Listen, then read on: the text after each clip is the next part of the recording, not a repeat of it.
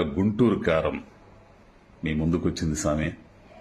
దీన్ని ఇంటిల్లపాది సరదాగా ఈ పండగ వాతావరణంలో సరదాగా చక్కగా ఆనందపరుస్తుంది మిమ్మల్ని. తప్పనిసరిగా థియేటర్లకు పోయి చూసి ఆనందించండి స్వామి.